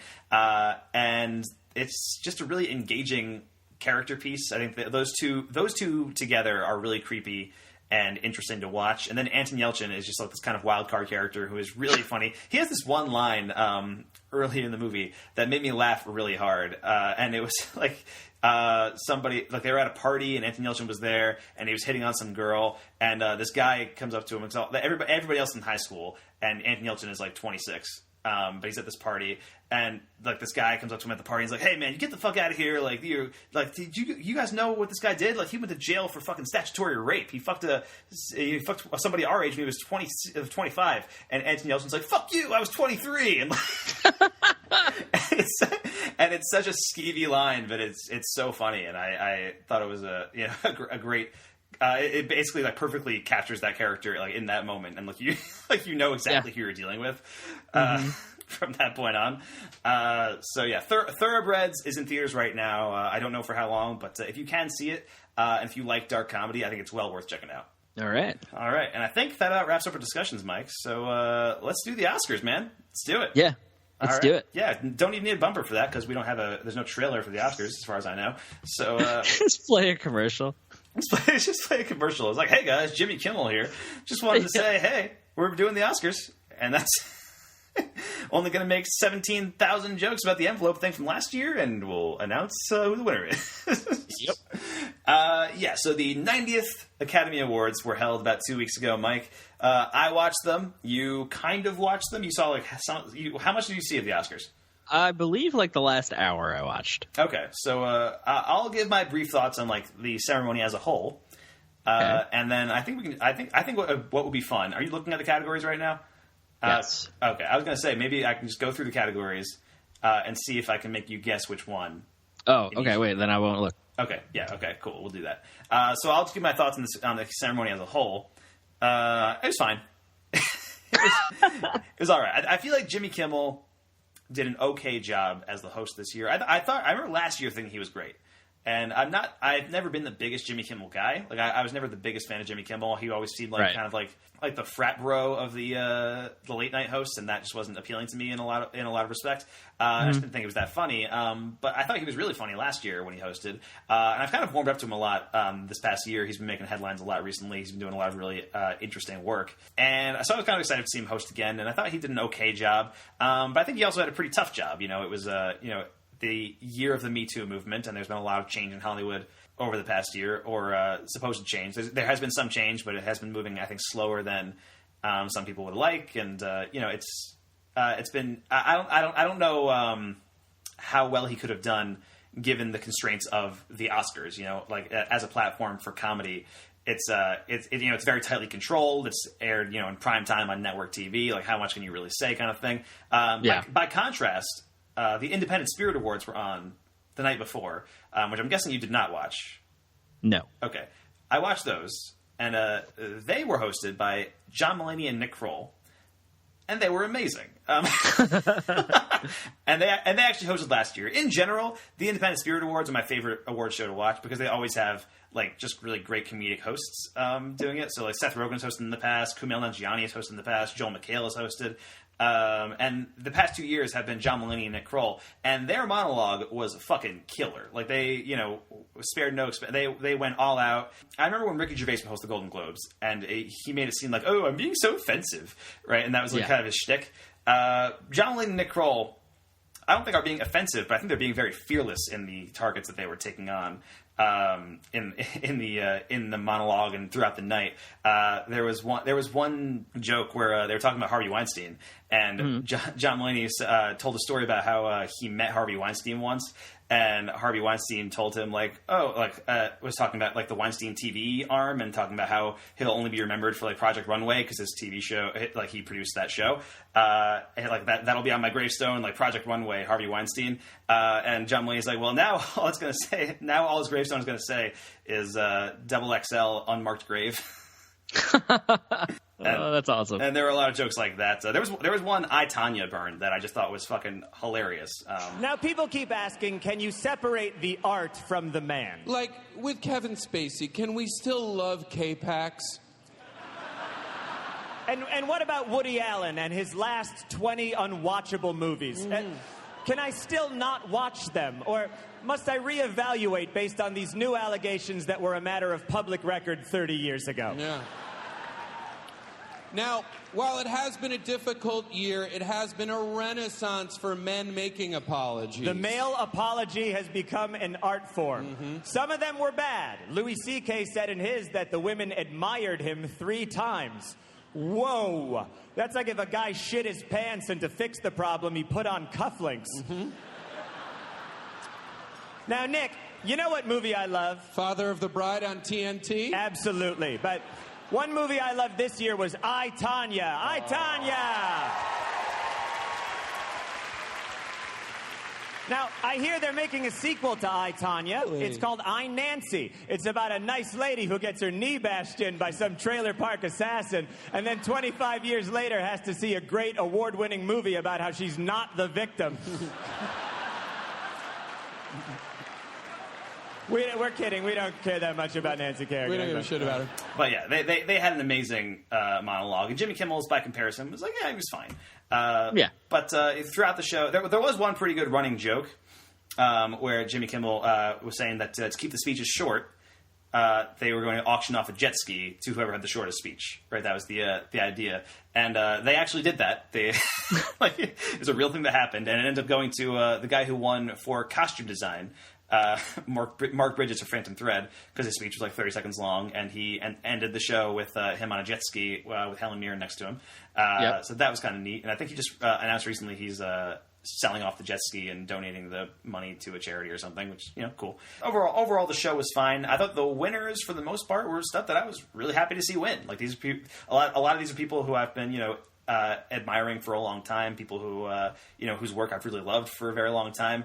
So that was cool to see. But I think as far as standout moments go, I'm not sure that there were that many. I feel like there were 2 big surprises for me in terms of the awards, but they weren't any of the big awards. The big awards were pretty much locked in for the past couple months. All of the acting awards felt like, yeah, that makes sense. Yeah, we all kind of saw this coming. And to be fair, I mean the winner of Best Picture, which I assume you do know, is The Shape of Water. And that's a weird-ass movie to win Best Picture. I'm so glad that we live in an era where that is a movie that was a viable candidate to win. And Del Toro won for Best Director, which is even more amazing. That's crazy to me.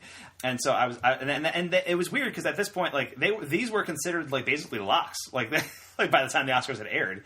And I mean, I had insisted that I could see this going any number of ways. 3 Billboards could have won. I think Get Out could have won. Dunkirk could have taken it. Lady Bird could have taken it. But The Shape of Water was another one that I could have seen taking it. And it is It's a weird-ass movie. Have you seen Shape of Water yet, Mike? No, it's been in my crazy life right now. I haven't had a chance to see pretty much any of the new movies. Okay, yeah, you got to see Shape of Water when you get a chance because it's great. But it is a movie about a woman who falls in love with a fish monster.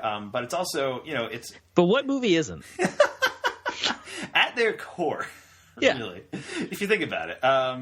But it's also a movie that's a loving ode to old Hollywood in a lot of respects, which the Oscars love, and it is a sweeping and romantic story, and the way Del Toro tells it is so engaging, and it feels like if you had replaced the fish monster with a man, like it would totally make sense that this is the best picture winner. But it's great. Like some people were like, oh, Shape of Water is like the safe choice, and it's like, really? Shape of Water, the movie where a lady fucks a fish, is the safe choice? Yeah. All right. Because welcome to 2018, motherfucker. Exactly. Yeah. So I'm happy to live in a world where people can consider The Shape of Water a safe choice. Is all I'm saying. Because I feel like Dunkirk would have been a safe choice. I feel like The Post would have been a safe choice. Even like Lady Bird would have been like a safe choice. But the Lady Bird would have been a really cool and radical choice because written and directed by Greta Gerwig. In the year of Me Too, I think that would have been kind of powerful. But The Shape of Water, though, it's a fantastic movie, and I'm glad it got the recognition it deserves. But yeah, so let's go through the awards one by one, Mike. We'll start from the bottom and work our way up and see if you knew what won. Okay. So for Best Visual Effects, the nominees were Blade Runner, Guardians, Kong, Star Wars, and War for the Planet of the Apes. What do you think? Star Wars. You are wrong, sir. Mother of God. You are off to a great start. Yeah, no, Blade Runner actually won Best Visual Effects. Oh. Yeah, so that was pretty cool to see. I think, personally, War for the Planet of the Apes probably should have taken that award. Okay.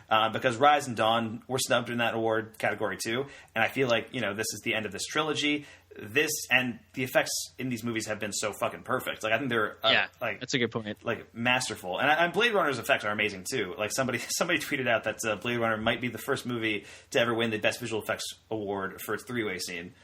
Yeah. But probably it probably is. Yeah. But anyway, Blade Runner is totally deserving of the award too. I really wish War for the Planet of the Apes might have been able to take that. Best film editing. What do you think, Mike? There was Dunkirk, Baby Driver, I, Tonya, The Shape of Water, and 3 Billboards. I would hope Baby Driver, but I don't think that was it. So I don't know. I will say Baby Driver just because fuck it. You're wrong. It's I would have. Well, in Mike's Oscars, it would have won. In Mike's alternate Oscars. Yes. Baby Driver lost in that award. That actually went to Dunkirk. Okay, that makes sense. That makes sense. I think that's if it's not going to be Baby Driver, I think Dunkirk is totally deserving winner in that category. Yeah. I mentioned Best Costume Design was Phantom Thread, which is the obvious choice. Like, it's the movie about costumes, so it's going to win Costume Design. Best Makeup and Hairstyling. I feel like this should be an easy one, Mike. The category. Suicide Squad. Yeah, it's going for the repeat this year. It was so good they gave it a second one. Best Makeup and Hairstyling, Victoria and Abdul, Darkest Hour, and Wonder. Wait, what? There's only 3? There's only 3 in the Best Makeup. There's always only 3 in Best Makeup. The Darkest Hour, then. Yeah, that's the obvious one. It's Yeah. It's somebody did point this out on Twitter too, and I'm just listing off like random tweets that I remember, but not attributing them because I don't remember who said them. Half-ass. Yeah, this is the FilmBookCast half-ass. But somebody did mention that Eddie Murphy lost an Oscar for Dreamgirls because Norbit had just come out, so he lost an Oscar because of Fat Suit, and Gary Oldman got an Oscar because of Fat Suit. Yeah. It's basically what happened. Best cinematography, Mike. I know you know this one. Oh, my boy, my son. Yeah, this was my baby boy. Yeah, this was one of the big surprises for me. Yeah, Roger Deakins, Blade Runner 2049. Hey, thank you. I guess I better say something else. They'll give me a jet ski, and I don't see myself on a jet ski somehow. I want to share this with my wife for 27 years, James. Whatever. I want to share it with Andrew and Broderick and Denis Villeneuve. I really love my job. I've been doing it a long time, as you can see.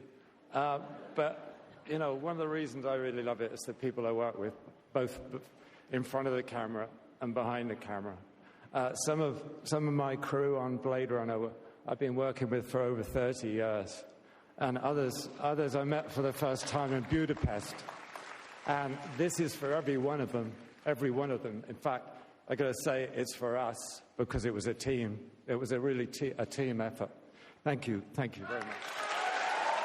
Finally, winner. of Best Cinematography. That's, I mean, like the big deeks, the big coming deeks. through. The big deeks.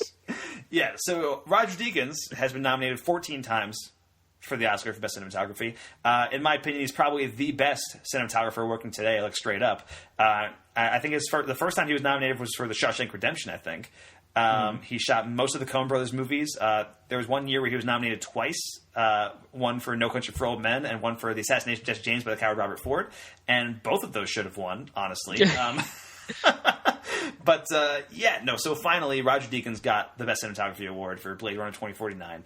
And I was so happy to see that, man. I mean, I literally jumped out of my chair when that happened. Like, I was so pumped for him, and that was my big surprise of the night because it feels like he was due, you know. And so, part of me was like, maybe it could happen this year. But I really thought Dunkirk was going to take it. Like, I thought Dunkirk was going to take. I thought Dunkirk would take the Tech Awards. That it could. Yeah. You know what I mean, which it did in other categories. I mean, it took editing and it took a couple other ones, which I won't tell you because I was hoping you were going to give me some more free ones. Hoping I would slip up.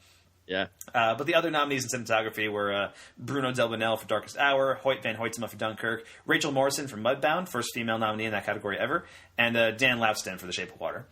Now, production design. Wait. What? Never mind. What were you going to say?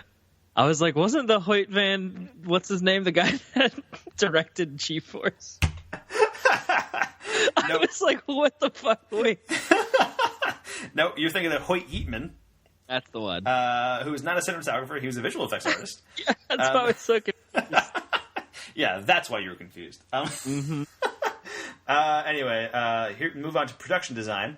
Beauty and the Beast, The Shape of Water, Blade Runner 2049, Darkest Hour, or Dunkirk. Oh, man, this is tough. I guess Shape of Water? You are correct. Shape of Water or production design, Mike. Nice. Congratulations. Is that the second one you got right? Is that... If we count the Roger Deakins one. Okay. Yeah, okay. Yeah, you got makeup with Darkest Hour. Roger Deakins will give you. So a third for... Okay. All right. The Sound Awards. Okay. Sound mixing. Dunkirk, Baby Driver, Blade Runner, Shape of Water, Star Wars. Oh, man, this is a tough one. All of these are incredible in terms of their sound design. They are.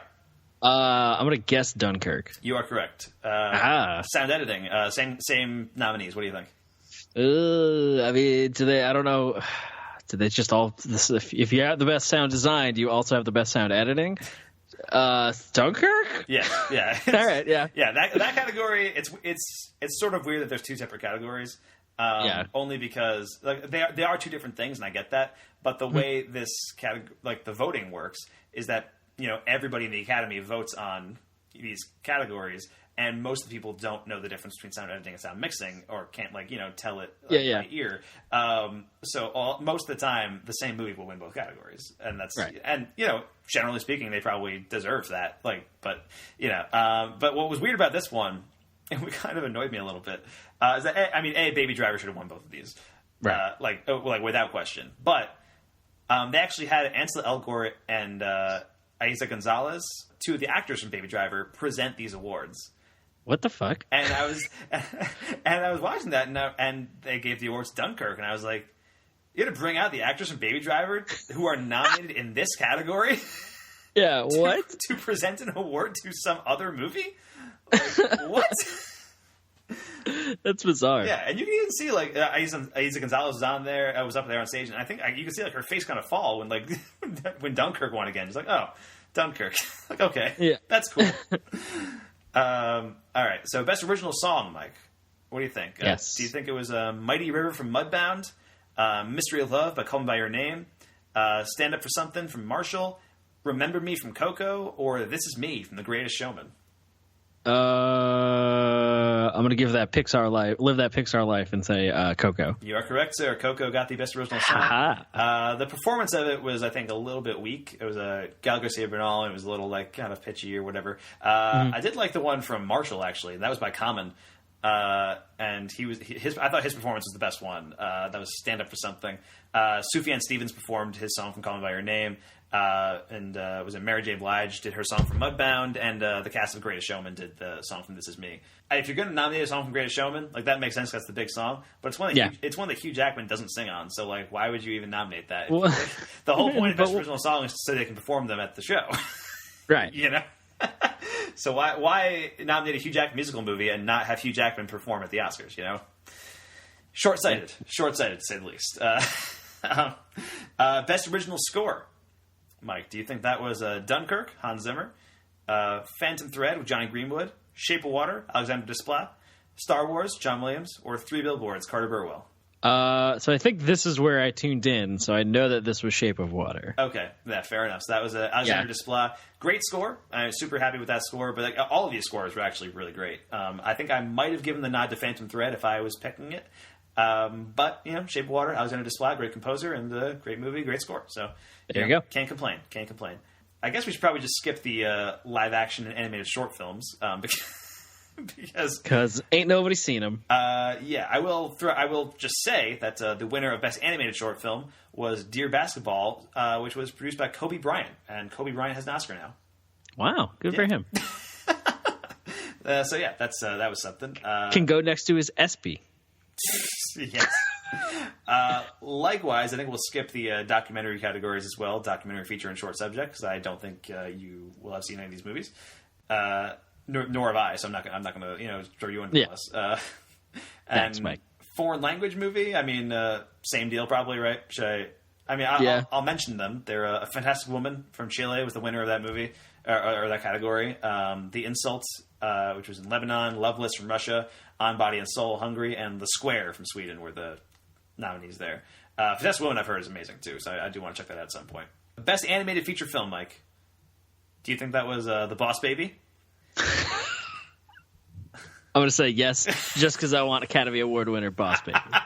Do you think it was The Breadwinner, Ferdinand, Coco, or Loving Vincent? See, I got to go with that Pixar love again, I guess. It's Coco. It's obviously Coco. There's looking at that category, there was only one movie that was ever going to win that award.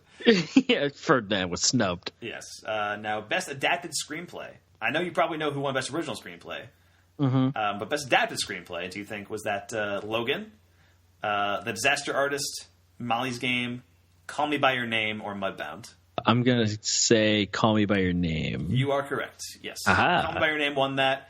And it's deserved. I think it's a solid screenplay. James Ivory actually is who's the writer who wrote the screenplay. I think he's 89 years old, which makes him the oldest. What? I think he's the oldest nominee to ever win an Oscar. So that's pretty cool. That's something. Yeah.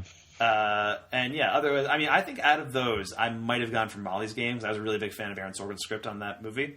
I'm really just happy that Logan was recognized somehow in the screenplay category. I think that's pretty cool. Now, Best Original Screenplay, the nominees were The Big Sick, Lady Bird, Shape of Water, Three Billboards, and Get Out. And this was my other big surprise of the night, Mike. What do you think won Best Original Screenplay? I was Get Out, man. It was fucking Get Out, man. Jordan Peele, Oscar winner, man. That's yeah. Crazy. Thank you. You guys are gonna mess up my jet ski. Hold up. This means so much to me. I stopped writing this movie about 20 times because I thought it was impossible. I thought it wasn't going to work. I thought no one would ever make this movie. But I kept coming back to it because I knew if someone let me make this movie, that people would hear it and people would see it. So I want to dedicate this to all the people who raised my voice and let me make this movie. Donna, Ron at Universal, everybody, QC, Sean, Ted, Bea, Jason at Blumhouse. You guys, thank you so much. To the cast and crew, I love you. Thank you so much. My wife, who supported me through this whole process. My mother, who taught me to love even in the face of hate. And to everybody who went and saw this movie. Everybody who bought a ticket, who told somebody to buy a ticket. Thank you. I love you for shouting out at the theater, for shouting out at the screen. Let's keep going. Brian Roberts, thank you. I love you all. Thank you so much. Good night. Yeah, I was so psyched to see this happen. I really didn't expect it to. And this is, I figured, I think it was a possibility. I figured it was. But I also thought, Shape of Water, I had kind of eliminated Shape of Water because I think, I figured that was going to get the director nod and possibly the picture nod. But a screenplay, I thought was either going to go to Lady Bird or Three Billboards. That was my thought process. I thought Lady Bird was going to take, because Greta Gerwig did it. Right. Three Billboards is just a really good script, I think. But Get Out, great script. And, I think it is one of those movies that the more you watch it, like the more layers it reveals of itself. And so I think it is a really masterful screenwriting, actually. And Jordan Peele, I think, probably had my, with the exception of possibly Frances McDormand, I think he had my favorite speech of the night. He was so emotional. Even just get him walking off the stage and just like kind of taking it in, like it kind of like panned over and you see him walking off stage and he's just like freaking, like he's like, what is happening? Like he's that look in his face. And I'm sure you saw the picture of Keegan-Michael Key like watching the Oscars, like going nuts. Yeah, like at a party or something and just like freaking out. Like that was great. That was cool to see. But yeah, so I'm very excited that Jordan Peele won the Oscar for Best Original Screenplay for Get Out, especially because horror is not like a category, is not a genre that the Academy tends to recognize very much. Right. And this year, I mean, they gave it to Get Out for Best Original Screenplay, and The Shape of Water is not a horror movie per se, but it has like it's heavily influenced by monsters and horror movies that Del Toro loves. Right. So I think it's definitely cool. And then we have the acting categories, and I'm assuming you know who won most of these. I'm guessing. Yes. But I'll see what you got. Best Supporting Actress, do you think it was Mary J. Blige from Mudbound? Leslie Manville for Phantom Thread? Allison Janney, I, Tonya? Laurie Metcalf, Lady Bird? Or Octavia Spencer for The Shape of Water? This was Allison Janney, if I remember correctly. It was Allison Janney, who I think is good in I, Tonya. I think she's honestly very good. I, Tonya is a movie that I thought was pretty good overall. I wasn't the craziest fan of it, but I really think if I was picking this, I think Laurie Metcalf would probably be my pick. For Lady Bird. Although I really like Leslie Manville as well in Phantom Thread. And Mary J. Blige is great in Mudbound too. Honestly, I think all three of those give better performances than Alice Janney and Tanya. But Alice Janney is also good in the movie too, so I'm not going to begrudge her of that. I will say Octavia Spencer in The Shape of Water, good in the role. I just feel like there's not that much to that role, and I feel like that could have been filled in by somebody else. Right. But yeah. But what can you do? But I think that does show how much the Academy loves The Shape of Water. They were just going to throwing nominations at it. Everybody's nominated. Exactly. Now, Best Supporting Actor. I know you know who this is, but it's Willem Dafoe, Florida Project, Woody Harrelson, 3 Billboards, Richard Jenkins, Shape of Water, Christopher Plummer, All the Money in the World, or Sam Rockwell, 3 Billboards. Friend of the show, Sam Rockwell. Friend of the show, Sam Rockwell, star of G-Force. He is. This is actually, I mean, he won this Oscar for 3 Billboards, but he really won it for G-Force, Yeah. They're correcting the record for G-Force. Exactly. So, that was, I was pretty excited to see that because I've been a huge fan of Sam Rockwell for a long time. I think he's one of the best actors working today. So to see him, finally get an Oscar and become a more bankable actor in the process, I want to see him leading a bunch of stuff from now on, or popping up in cool character roles because that's kind of what he does best. But anyway, Sam Rockwell won Best Supporting Actor. And Best Actress, my favorite performance of the year was Sally Hawkins in The Shape of Water. She was nominated. Margot Robbie, I, Tonya, Saoirse Ronan, Lady Bird, Meryl Streep, The Post, and Frances McDormand, who was the winner. 3 Billboards Outside Ebbing, Missouri. Great performance, great speech. Okay. So I'm hyperventilating a little bit. If I fall over, pick me up because I've got some things to say.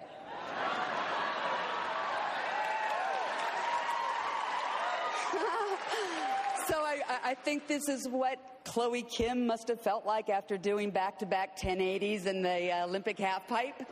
Did you see that? Okay, that's what it feels like. I want to thank Martin McDonough. Look what you did.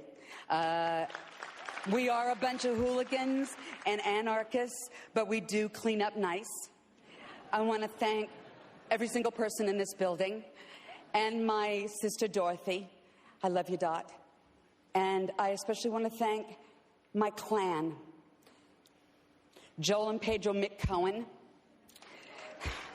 These 2 stalwart individuals were well raised by their feminist mothers. They value themselves, each other, and those around them. I know you are proud of me, and that fills me with everlasting joy. And now I want to get some perspective. If I may be so honored to have all the female nominees in every category stand with me in this room tonight. The actors, Meryl, if you do it, everybody else will. Come on. The filmmakers, the producers, the directors, the writers, the cinematographer, the composers, the songwriters, the designers. Come on. Ms. Boyne.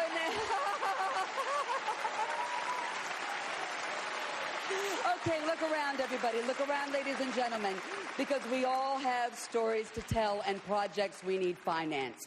Don't talk to us about it at the parties tonight. Invite us into your office in a couple days, or you can come to ours, whichever suits you best, and we'll tell you all about them. I have 2 words to leave with you tonight, ladies and gentlemen. Inclusion rider. It was a great speech. It was very powerful and very cool. And then Best Actor. I'm assuming you also know this as well. Or do you? You have a puzzled look on your face. I'm trying to remember. I was so stunned by Sam Rockwell.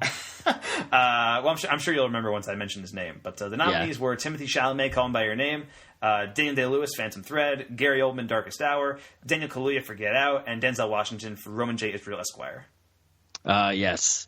Gary Oldman. Yeah, Gary Oldman did win for Darkest Hour. Still the one movie out of this bunch that I have not gotten a chance to see yet.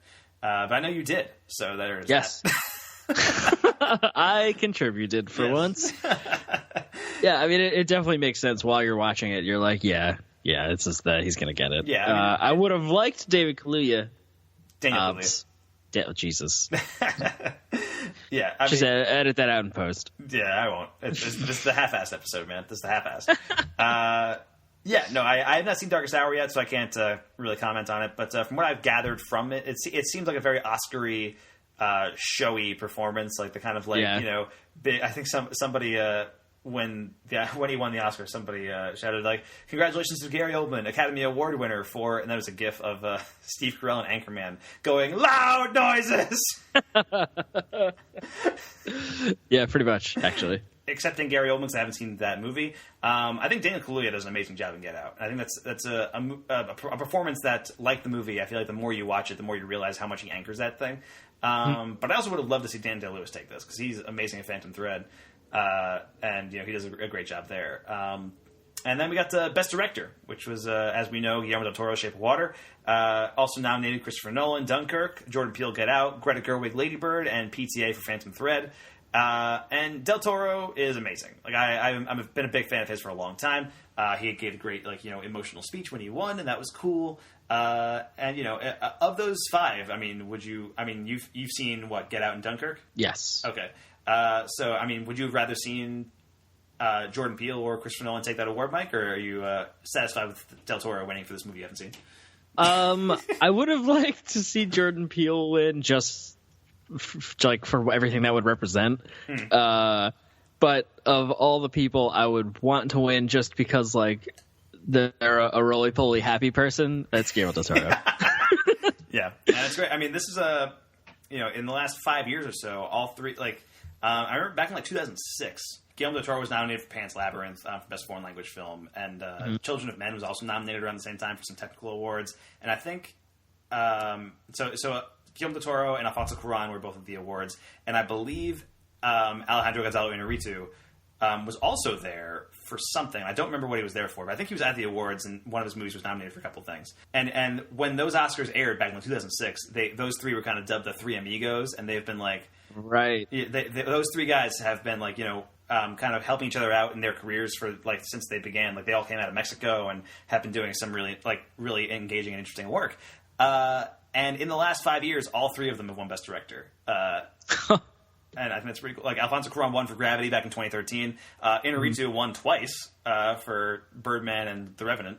And then there was a year off where Damien Chazelle won for La La Land, and now Guillermo del Toro won for The Shape of Water. And I think that's amazing. That's kind of crazy to me that those three guys, those 3 amigos, are all Best Director winners. And I think Del Toro is my favorite of those 3, so I was just happy to see him take it. And then finally, Best Picture. The nominees were 3 Billboards, The Post, Phantom Thread, Lady Bird, Get Out, Dunkirk, Darkest Hour, Call Me By Your Name, and the winner, The Shape of Water. And I think it's a great movie. I am happy that Del Toro won. I think you got to watch it as soon as you can, man. Because I think it is arguably my favorite Best Picture winner of the past few years, of this decade so far. Okay. I would say The Shape of Water might be my number 1 of the Best Picture winners. Otherwise, it might. I think my number 2 might be Spotlight. I like Birdman. I think we saw Birdman together, actually. We did. But it's there's a I think in recent years they've been picking better and better movies. And and I think The Shape of Water is my personal favorite. I mean, it just speaks to a lot of the stuff that I love about movies. And what? Oh man, I was fish sex. Yeah, I mean, I look for that in every movie, and I've been disappointed my entire life. And suddenly, this movie comes along, Mike. It changes everything. Like a godsend, Guillermo del Toro brings the big guns, the big fish. That's actually a Tim Burton movie, but. Oh man. But anyway, yeah, and I mean, when I assume you saw when he won the award, like he won Best Picture, and Warren Beatty and Faye Dunaway presented the award in kind of a nod to their role in last year's whole envelope gate thing, and they announced it. And Del Toro had this great moment where Warren Beatty gave him the envelope, and Del Toro took a look at it for a second, and then held it up to the camera enthusiastically, oh my god, it's actually real. Yep.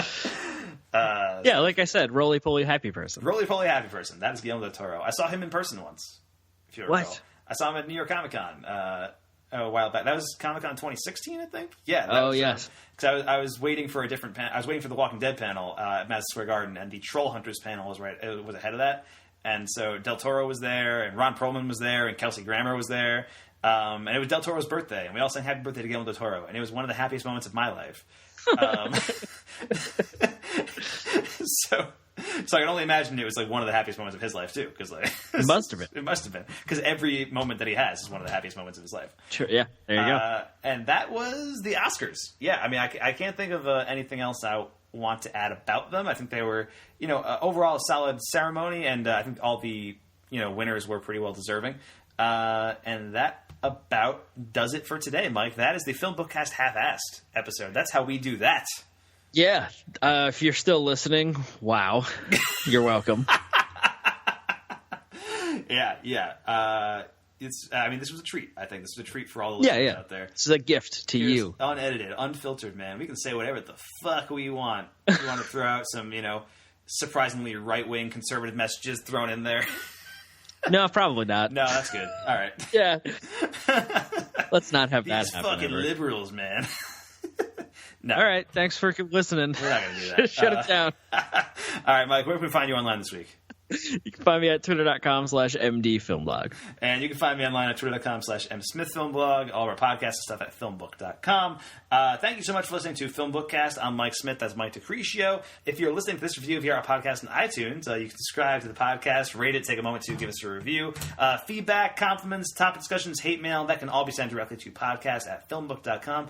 Now, list the podcast you're emailing about the title of your email, because we produce so many different ones hard to keep track. We would love to hear from you. Now, join us for the next episode of FilmBookCast. I don't really know what we'll be talking about, but hopefully it won't be another half-assed episode. Playing it loosey-goosey. But I'm thinking either Ready Player One or Pacific Rim 2 or Isle of Dogs or something. Any of those things I'll be okay with reviewing. I'd like to do Ready Player One. I think that'll be a fun one to review. Have you seen the early reactions to that movie yet? Oh, boy, have I. The actual reviews, or are you just talking about the way the film Twitter has actually been kind of against it?